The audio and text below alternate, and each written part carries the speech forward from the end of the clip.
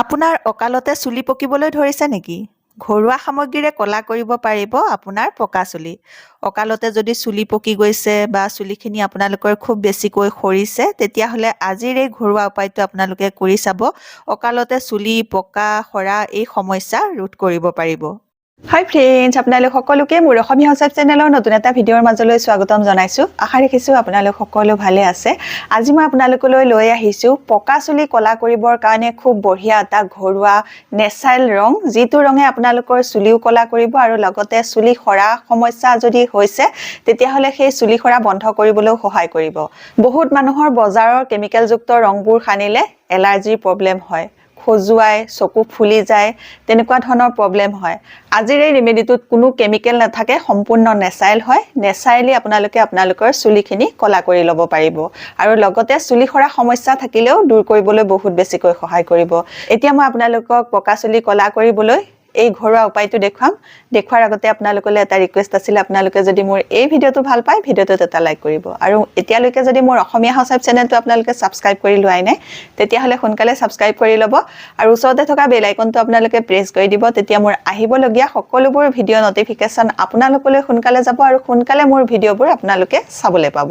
তে আহক এতিয়া ঘৰুৱা উপায়েৰে পকা চুলি কেনেকৈ কলা কৰিব পাৰি চাওঁ বলক। এতিয়া মই আপোনালোকক পকা চুলি সমস্যা ৰোধ কৰিবলৈ, চুলি সৰা সমস্যা ৰোধ কৰিবৰ কাৰণে খুব বঢ়িয়া এটা ৰেমেডি তৈয়াৰ কৰি দেখুৱাম। তাৰ কাৰণে লাগিব এয়া কালজিৰা।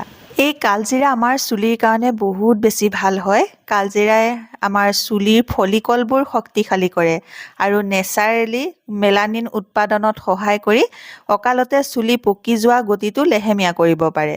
এতিয়া মই এয়া কালজিৰা লৈছোঁ 2 চামুচৰ জোখাৰে, 2 চামুচতকৈ অকণমান মই বেছিকৈ লৈছোঁ। আৰু এতিয়া মই আনিছোঁ এইটো কলা তিল। কলা তিলো আমাৰ চুলিৰ কাৰণে বহুত বেছি ভাল হয়। এই কলা তিলৰ পানীটো যদি নিয়মীয়াকৈ চুলিত আপোনালোকে ব্যৱহাৰ কৰে বা নিয়মীয়াকৈ আপোনালোকে কলা তিলটো খাব পাৰে, তেতিয়াহ'লে অকালতে চুলি পকাৰ পৰা ৰক্ষা পাব পাৰিব। এতিয়া মই কালজিৰা ল'লোঁ 2 চামুচতকৈ কেইটামান বেছি আৰু কলা তিলটো ল'লোঁ 1 চামুচতকৈ কেইটামান বেছি। কালজিৰাৰ যদি আপোনালোকে 4 চামুচ লয়, কলা তিল আপোনালোকে 2 চামুচ ল'ব, মানে কালজিৰাৰ আধা তিল ল'ব। এতিয়া মই এটা মিক্সাৰ জাৰত এই গোটেইখিনি বস্তু পিচি ল'লোঁ। একদম মিহিকৈ পিচি ল'ব আপোনালোকে, গোটা থাকিবলৈ নিদিব। যদি গোটা থাকে তেতিয়াহ'লে এখন চালনীৰে ভালকৈ চালি পেলাই গুড়া অংশটো ল'ব। তিলটো আমাৰ চুলিৰ কাৰণে আমি ভাল বুলি সকলোৱে জানো নহয়নে? তিলত থকা পুষ্টিকৰ উপাদানে নেচাৰেলি কলা ৰংটো বজাই ৰখাত বহুত বেছিকৈ সহায় কৰে। কলা তিলত থকা এণ্টিঅক্সিডেণ্ট গুণে চুলিৰ গুৰি শক্তিশালী কৰাটো বহুত বেছিকৈ সহায় কৰে, যাৰ কাৰণে আমাৰ চুলিখিনি সৰা সমস্যাও দূৰ কৰিব। ইয়াৰ পাছত মই আনিছোঁ এয়া আমলখি আৰু শিলিখা। শিলিখা মই 10টামানৰ জোখাৰে লৈছোঁ, আমলখি লৈছোঁ 4টা।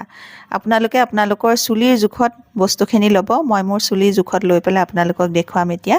যদি আপোনালোকৰ চুলি বেছি হয় তেতিয়াহ'লে বস্তুবোৰ আপোনালোকে মই যিমান লৈছোঁ তাৰ ডাবল কৰি ল'ব। এতিয়া মই গোটেইখিনি গুটিৰ পৰা গুচাই ল'লোঁ। এটা মিক্সাৰ জাৰত এতিয়া এইখিনি ভৰাই ভালকৈ গুড়া কৰি পিচি ল'ম। এতিয়া মই ইয়াতে অকণমান পানী দি লৈছোঁ যাতে পিচিবলৈ সুবিধা হয়। আমলখি আমাৰ চুলিৰ কাৰণে ভাল বুলি আপোনালোকে সকলোৱে জানে, কিন্তু শিলিখাও যে আমাৰ চুলিৰ কাৰণে ভাল আপোনালোকে জানেনে বাৰু? কমেণ্ট এটা কৰি জনাবচোন। শিলিখাই আমাৰ চুলিখিনি গুৰিটো শক্তিশালী কৰাৰ লগতে চুলিখিনি চিল্কি, চাইনি আৰু পিছল কৰি তোলাত বহুত বেছিকৈ সহায় কৰিব। এতিয়া মই এইখিনি ভালকৈ পিচি ল'লোঁ। এয়া দেখিছেনে কিমান ধুনীয়াকৈ গুড়া হৈ গ'ল। এতিয়া মই ইয়াৰে ৰসটো এই তিল আৰু কালজিৰাৰ লগত মিক্স কৰিম। আপোনালোকে ইচ্ছা কৰিলে তিল আৰু কালজিৰাৰ লগত এইখিনি ভালকৈ মিহলাই পেলাইও চুলিত লেপ দি থ'ব পাৰে, কিন্তু মই ধুবলৈ অসুবিধা হয়, বহুত সময় লাগে ধুবলৈ, বহুত পানীও প্ৰয়োজন হয়, সেইকাৰণে মই ইয়াৰ পৰা ৰসটোকে দিছোঁ। এয়া হেঁচি মই ইয়াৰ পৰা ৰসটো উলিয়াই তিল আৰু কালজিৰা গুড়াৰ লগত ভালকৈ এয়া মিহলাই দিছোঁ। এনেকৈ মিহলাই পেলাই মই ৰাতিটোৰ কাৰণে এটা লোহাৰৰ কেৰাহীত থৈ দিম, তাৰ পাছত পিছদিনাহে ব্যৱহাৰ কৰিম। সম্পূৰ্ণ এৰাতি আপোনালোকে লোহাৰৰ কেৰাহীত এই বস্তুখিনি ভৰাই থৈ দিব, তেতিয়া আপোনালোকে খুব ভাল ৰিজাল্ট পাব। এতিয়া মই ৰাতিপুৱা হৈ গ'ল, ৰাতিপুৱা কেৰাহীটোৰ পৰা মই এই বস্তুখিনি লৈ ল'লোঁ। লৈ লোৱাৰ পাছত ইয়াতে মিক্স কৰিম অকণমান এল'ভেৰা জেল। এল'ভেৰা জেলে আমাৰ চুলি গুৰিটো মজবুত কৰিবলৈ সহায় কৰিব, চুলিখিনি চিল্কি চাইনি কৰিবলৈ সহায় কৰিব, চুলি সৰা সমস্যা দূৰ কৰিবলৈ বহুত বেছিকৈ সহায় কৰিব আৰু লগতে চুলিৰ গুৰিটো ঠাণ্ডা কৰি ৰাখিবলৈও বহুত বেছিকৈ সহায় কৰিব। এতিয়া এল'ভেৰা জেলখিনি ইয়াৰ লগতে মই ভালকৈ এয়া মিক্স কৰি দিছোঁ। মিক্স কৰি লোৱাৰ পাছতে এইটো এটা তৈয়াৰ হৈ গ'ল চুলিৰ বাবে খুব বঢ়িয়া এটা নেচাৰেল ৰেমেডি। এই ৰেমেডিটো কেনেকৈ ব্যৱহাৰ কৰিব লাগে সেইটো দেখুৱাম, কিন্তু ইয়াত আপোনালোকে অকণমান তেল মিক্স কৰিব পাৰে। মই অকণমান তিল তেল মিক্স কৰিলোঁ, কিন্তু ক্লিপটো লোৱা নহ'ল।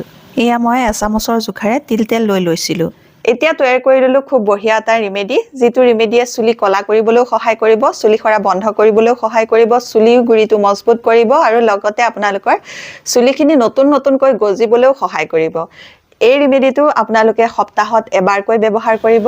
এতিয়া মই আপোনালোকক এই ৰেমেডিটো চুলিত কেনেকৈ ব্যৱহাৰ কৰিব লাগে তাৰ নিয়মটো কৈ দিছোঁ।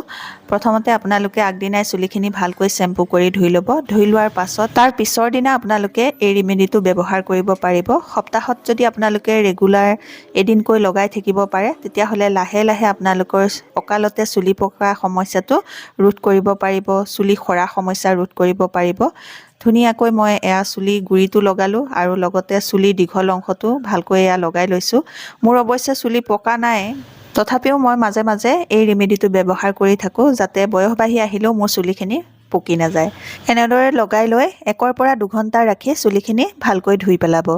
আজি যদি এই ভিডিঅ'টো ভাল লাগিলে মোৰ ভিডিঅ'টোত লাইক কৰি চেনেলটো ছাবস্ক্ৰাইব কৰি আপোনালোকৰ ফ্ৰেণ্ডৰ লগতে ভিডিঅ'টো শ্বেয়াৰ কৰি